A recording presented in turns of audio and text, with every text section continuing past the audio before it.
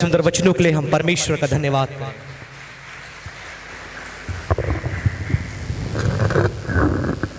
हर वर्ष लगभग 4 से 5 मिलियन लोग इज़राइल में जाते हैं यीशु की उस खाली कब्र को देखने के लिए। वैज्ञानिक तौर पर, जैसे हमारे वरिष्ठ पासवान ने बताया, पुरातत्व विज्ञान के आधार पर, विज्ञान के आधार पर, शास्त्रों के आधार पर, और सबसे बड़ी बात लोगों के अनुभव के आधार पर यीशु मसीह का पुनरुत्थान प्रमाणिक है। Hallelujah, hallelujah. मेरे प्रिय पौलुस कहते हैं अगर यीशु जी नहीं उठा तो हमारा प्रचार, हमारा विश्वास, हमारी आशा सब कुछ व्यर्थ है। और मसीहत का जो आधार है वो केवल और केवल पुनरुत्थान है। निश्चित तौर पर शुक्रवार को मर गया और शनिवार के दिन हमने सुना जिस कल का हमें कल तक इंतजार था वो कल आज हमारे साथ है, और ये जो कल आज हमारे साथ है वो हमारे कल और युगानुयुग को बदल कर रख देगा। यदि आप विश्वास करते हैं जोरदार ताली के द्वारा पुनरुत्थित मसीह का हम धन्यवाद करें। Hallelujah, praise the Lord. मेरे प्रियो, समय बहुत ही कम है मेरे सामने, लेकिन इस कम समय के अंदर पुनरुत्थान के परिणाम और प्रतिफल, दो बातों के विषय में मैं चर्चा करूंगा। मेरे पश्चात पास्टर विल्सन को भी सब रैप अप करना है, तो कम से कम समय में, वैसे पुनरुत्थान की बात करें लगभग 11 बातें मैंने देखी थी कि उसके बारे में बताऊं, लेकिन इतना पॉइंट देने के बाद मेरे को यह व्याख्या करने का समय मिलेगा नहीं, इसलिए केवल 2 बातें, इस पुनरुत्थान के द्वारा क्या परिणाम निकला और दूसरी बात इसके द्वारा क्या प्रतिफल हमें मिला। आइए हम बड़े संक्षिप्त रूप से इन बातों को देखें। Result and reward of resurrection. सबसे पहली बात आप देखते हैं मेरे प्रियो, रीगेनिंग ऑफ द मैसेज। जो संदेश शास्त्रों में दिया था, जो संदेश भविष्यद्वक्ताओं के द्वारा बताया गया, जो संदेश समय दर समय परमेश्वर अपने दासों के द्वारा लोगों को, यहूदियों को बता रहा था, अब यीशु के पुनरुत्थान के बाद चेलों ने और लोगों ने यीशु के उस संदेश को समझा। परमेश्वर ने कई भविष्यवक्ताओं को भेजा, परमेश्वर ने कई अगुओं को भेजा, परमेश्वर ने रिपीटेडली लोगों को बताना चाहा कि एक उद्धारक, एक मसीहा तुम्हारे लिए जन्म लेने वाला है। लेकिन इन वचनों को समझने के लिए इन लोगों के पास अंतर्ज्ञान नहीं था। यहां तक कि जब यीशु मर गया, हमने देखा इस बात को शुक्रवार को, सारे लोग उसे छोड़ दिए, क्योंकि अब तक जो संदेश है वो नहीं समझ पाए थे। जो मैसेज ऑफ मसाया है अब तक उनको समझ में नहीं आया था। वे सब के सब चले गए थे। और इमाउस के रोड पर जब 2 चेले यात्रा करते हुए जाते हैं, यीशु जो पुनरुत्थित मसीहा है उनके पास आता है और एक एक करके शास्त्रों में से उन्हें बताता है कि जो संदेश तुम छोड़ दिए थे, जो संदेश तुमने मिस कर दिया था, वो संदेश पुनरुत्थान मसीहा का संदेश है। मेरे प्रियो, कई बार हमारे जीवन में भी परमेश्वर के वचन को हम समझने का प्रयास करते हैं, लेकिन परमेश्वर का वो अंतर्ज्ञान, उसकी समझ, पवित्र आत्मा का मार्गदर्शन न होने के कारण हम परमेश्वर के वचनों को समझ नहीं सकते। इसलिए कई बार हमारे जीवन में हमें मसीह के पुनरुत्थान को समझना अति आवश्यक है। दूसरी बात, इसके आगे आप देखेंगे, रियलाइजिंग द मसाया। पहली बात मैंने आपको बताया, रीगेनिंग द मैसेज। जो संदेश लोगों ने गवा दिया था, भुला दिया था, उसकी नासमझी में उसे छोड़ दिया था। अब दूसरी बात, रियलाइजिंग द मसाया। अब ये वही मसाया है जिसको इन्होंने रविवार के दिन होसाना होसाना करके यरूशलेम में स्वागत किया था। उस खजूर की डालियों को डाला था, तालियों को बजाया था, गीतों को गाया था और बड़े ही आनंद के साथ उसकी जय की रैली निकाली थी। हमारे इटारसी में भी निकलता है, अन्य जगहों पे निकालते हैं। लेकिन याद रखें, ये वही लोग थे जो उस मसाया के उद्देश्य, उसकी योजना को नहीं समझ पाए। इसीलिए गुरुवार के दिन क्या कर रहे थे? वो उसे पकड़ रहे थे। शुक्रवार को क्या कह रहे थे कि इसे क्रूस पर चढ़ाओ, इसे क्रूस पर चढ़ाओ, इसे क्रूस पर चढ़ाओ, और वो चोर बरअब्बास, खूनी हत्यारा, उसे छुड़ा दो। लेकिन अब जब यीशु पुनरुत्थित हुआ है मेरे प्रियो, हालेलुया, प्रेज द लॉर्ड, अब जब यीशु पुनरुत्थित हुआ है, ये लोग रियलाइज कर रहे हैं कि हमने मसीहा को मारा था और आज वो हमारे सामने खड़ा है। तो दूसरा जो परिणाम मेरे प्रियो पुनरुत्थान के बाद हम देखते हैं वो है मसीहा को जानने का एहसास, मसीहा को समझने का एहसास, मसीहा को पहचानने का एहसास, और सबसे बड़ी बात मसीहा को स्वीकारने का एहसास।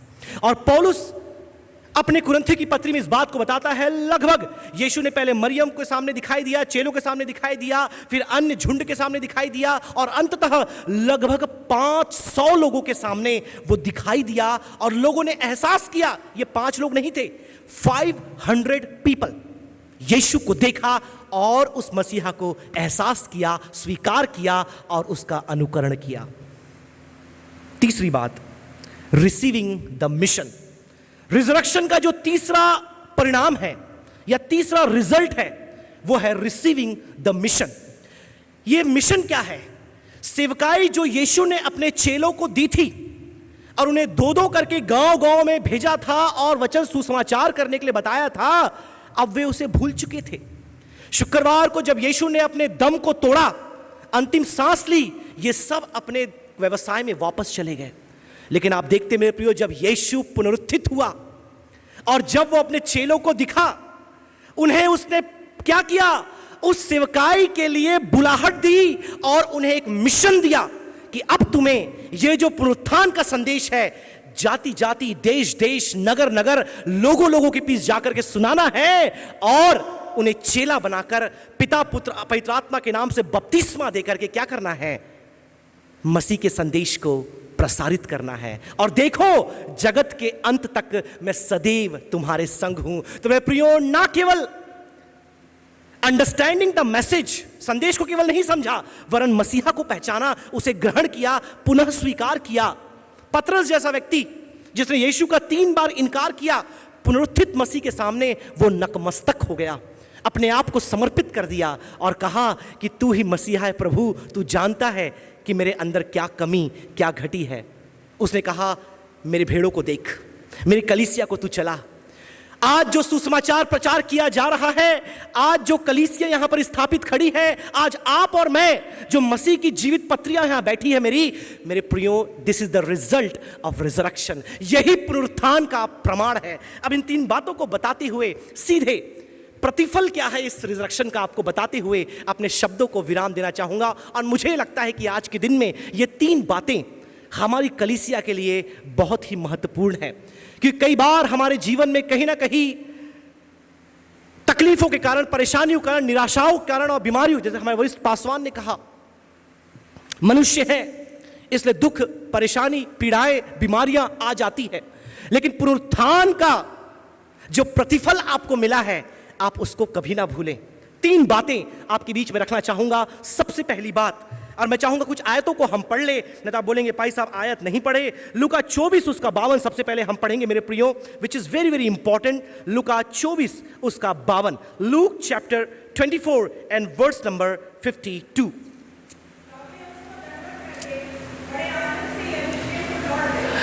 अब देखिए मेरे प्रियो, जब यीशु पुनरुत्थित हुआ, तब के चेले और उसके पुनरुत्थान से पहले के चेले, दोनों में बहुत अंतर है। ये वही चेले थे जो मायूसी के साथ, निराशा के साथ अपने सिरों को झुकाकर वहां से भाग खड़े हुए थे, वहां से चले गए थे, क्योंकि उनका मसीहा, उनका धर्मगुरु, उनका रब्बी, उनका प्रभु अब क्रूस पर लटका हुआ था। और मेरे प्रियो, ऐसा कहा जाता है, डूबती नैया को तो खेवनहारा भी छोड़कर चला जाता है। ऐसा होता है, जब कहीं पर आप पतन देखते हैं, वहां पर पलायन हो जाता है। जहां पर जब कोई बर्बाद हो रहा है, उसको सब छोड़ करके चले जाते हैं, कि कोई अपने आप को उसके साथ बर्बाद होना देखना नहीं चाहता। और चेलों ने भी वही किया, क्योंकि अब तक उनके अंदर उनकी आत्मिक अंतर्ज्ञान उन्हें नहीं मिला था, उनकी दृष्टि नहीं खुली थी। और जब यीशु को उन्होंने देखा, निराशा, मायूसी के साथ वे चले गए। यहां तक उसकी माता जो वहां खड़ी थी अंत में, वो भी वहां से चली गई। यीशु के संदेश को उसकी माता भी भूल गई कि उसने क्या कहा था। मैं तीसरे दिन जी उठूंगा। मेरे प्रियो, इस निराशाजनक अवस्था में यीशु का पुनरुत्थान, मनुष्य होने के नाते कई बार हम भूल जाते हैं। चेले जैसे भूल गए, उसकी मां जैसे भूल गई, आज हम भी भूल जाते हैं। लेकिन मेरे प्रियो, ये पुनरुत्थान का दिन हमें स्मरण दिलाता है कि परमेश्वर ने पुनरुत्थान के द्वारा हमें आनंद की नदियां प्रदान की है। ये वही चेले थे जो आनंद और खुशी के साथ, फिर से पढ़िए उस आयत को, केवल एक लाइन का है, ध्यान से सुनिए वहां क्या लिखा है। ये वही चेले हैं जो यीशु के स्वर्गारोहण के बाद अब वापस सेवा में जा रहे हैं। उनका मनोभाव देखिए।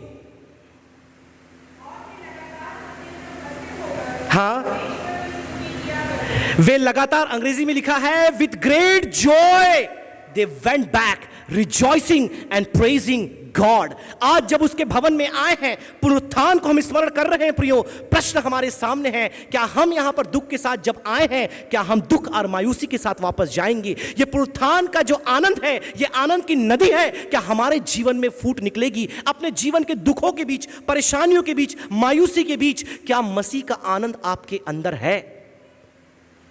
और वही आप देख सकते हैं, कुछ दिनों के बाद हमारे वरिष्ठ पासवान की शल्य चिकित्सा होनी है, लेकिन उनके चेहरों में जो मुस्कुराहट है, उनके आवाज में जो एक कहना चाहिए सामर्थ्य है, और उनके बातों में जो एक उत्प्रेरणा है, ये क्या है? ये क्या है? जिंदगी के परेशानियों के मध्य परमेश्वर का आनंद जो हमारे जीवन से दिखाई देता है। मेरे प्रियो, एनी जॉनसन फ्लिंट के बारे में हमेशा बताता हूं, उनके पूरे शरीर में हर जगह जख्म और घाव थे। उस समय वो इस कविता को लिखती, कहती है कि हर एक हालातों में मैं मसीह में आनंदित होती रहूंगी। मेरे प्रियो, मैं आपसे यही कहना चाहूंगा, आपकी परिस्थिति के बारे में मुझे नहीं मालूम, लेकिन कुछ लोगों को जानते हैं, बहुत दुख से होकर जा रहे हैं, लेकिन आपको संदेश देना चाहूंगा, पुनरुत्थान का प्रतिफल जो परमेश्वर आपको देता है, आनंद की नदियां आपके जीवन से फूट निकलेगी। क्या आपने उस पुनरुत्थान को देखा है? क्या आपने उस खाली कब्र को देखा है? यदि देखा है मेरे प्रियो, तो वो आनंद आपके जीवन में जरूर दिखाई देगा। दूसरी बात, पहला पत्रस 1:3 हम पढ़ेंगे।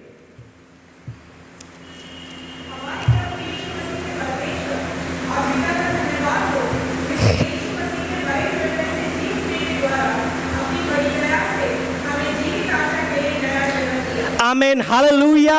जी उठने के द्वारा एक जीवित आशा उसने हमें प्रदान की है। पहली बात मैंने आपको बताया, द रिवर ऑफ जॉय, आनंद की नदियां उसने हमको दी है। दूसरी बात, उसने क्या दिया है? द रे ऑफ होप, आशा की किरण उसने प्रदान की है एक ऐसे चेलों के जीवन में जो निराशा में थे, जो मायूसी में थे, जो अंधकार में थे। क्योंकि शनिवार को मैंने आपको बताया, ब्लैक सैटरडे भी कहा जाता है, काला शनिवार।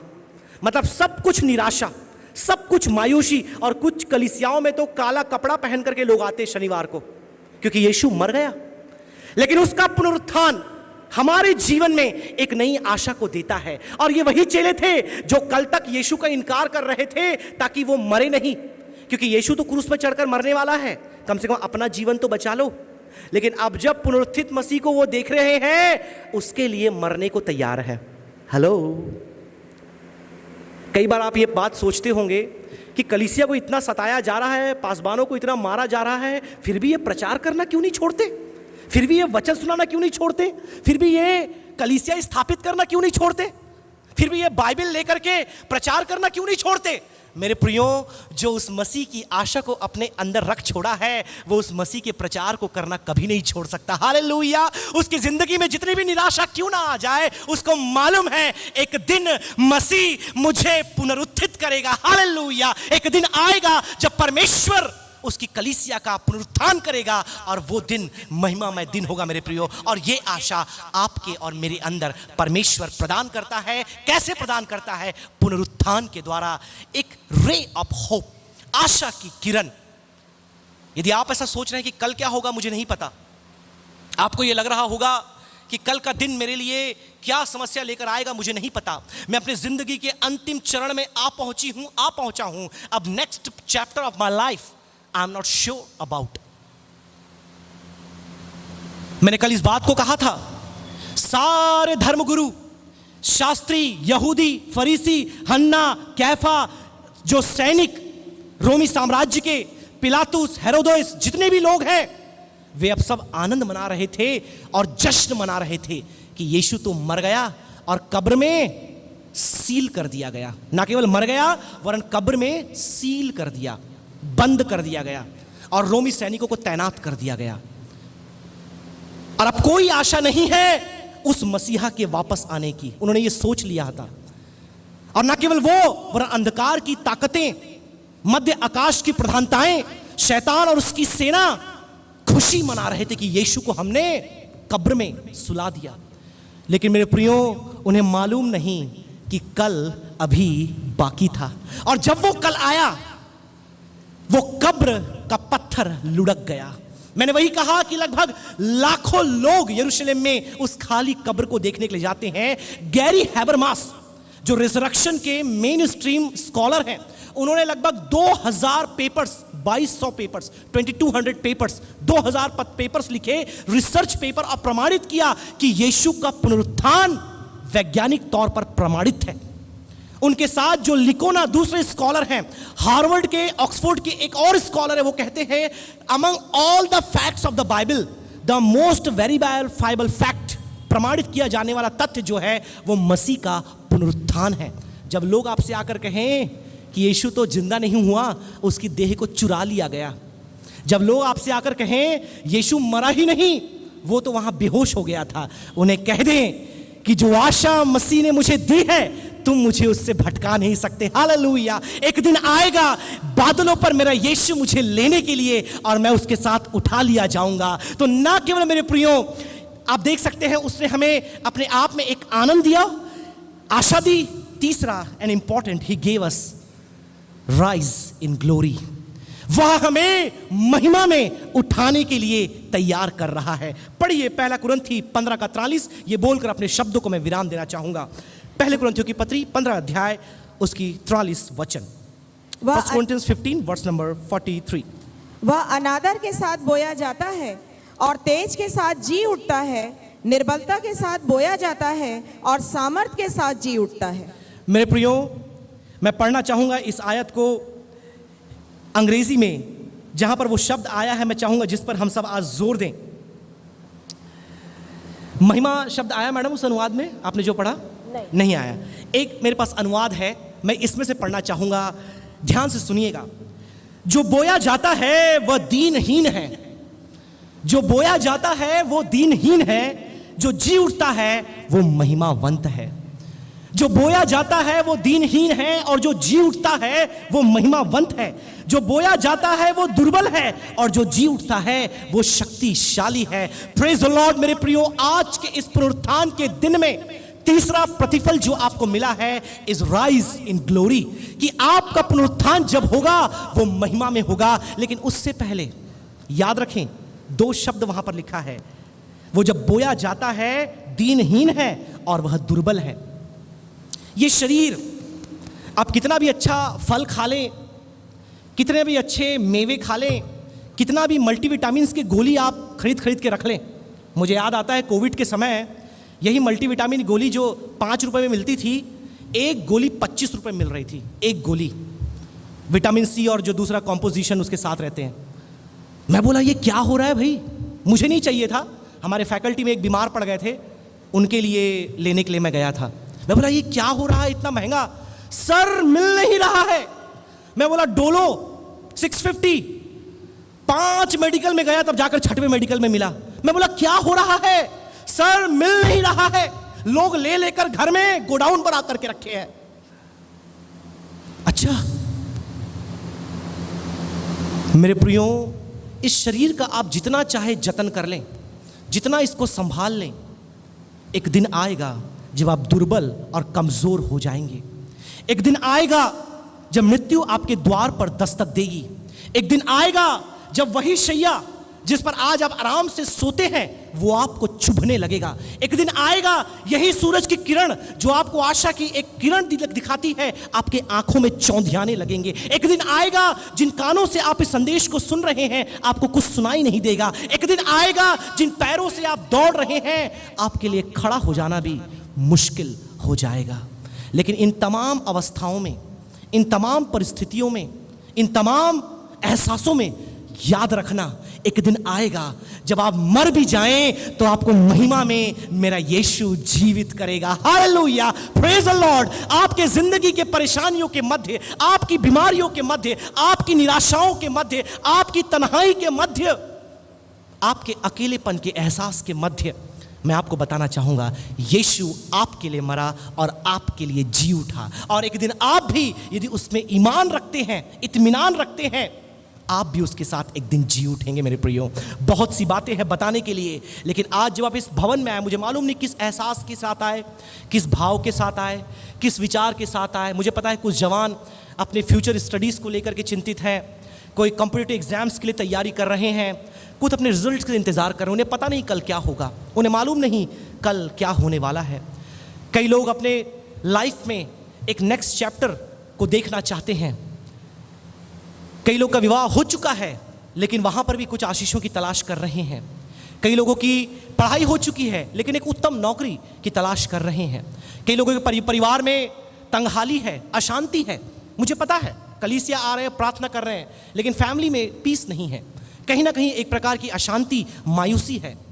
कईयों का परिवार हो सकता है टूटने की कगार पर हो, कोई ऐसी बात उनके जीवन में, उनके घर में हो सकता है आपका शरीर आपका साथ देना छोड़ दिया हो।